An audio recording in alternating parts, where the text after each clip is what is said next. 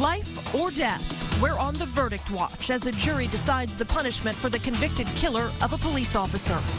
Here we are 8 hours later and still no decision out of the Travis County Courthouse in the sentencing phase for Brandon Daniel.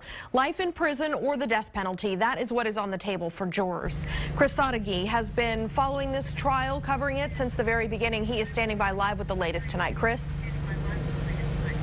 Shannon, they are taking their time. They started deliberating at 2 o'clock, and it's easy to understand because they have a man's life in their hands and must decide what to do with it. And since Xanax is what led to this, it seems awfully unlikely that perfect storm is going to occur again.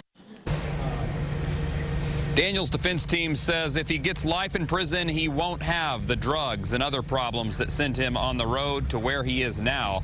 That is one thing the jury has to consider, whether or not he will be a future threat. But the state says allowing Daniel to live his life in prison is not justice, and pointed out that Jaime Padron's daughters will grow up and have to pay for Daniel's free food and housing when they become taxpayers.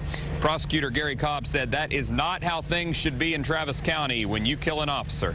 And if that is what passes for justice in this community, we should tear that flag down, and we should blow up this courthouse, because that is wrong. And whenever this decision is made, we will have it on KXAN.com with the live stream.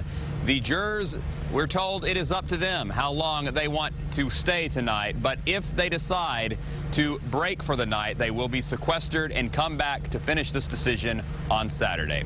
We're live at the Travis County Justice Complex. Chris Sadeghi, KXAN News. Chris, thank you. Going in depth now, since the death penalty became legal again in the 1970s, Texas has executed more inmates than any other state. According to the Combined Law Enforcement Associations of Texas, or CLEAT, the state has executed 38 inmates for killing officers, with another 26 currently on death row. Our news team has been following the murder of Jaime Padron since the tragic night of his shooting.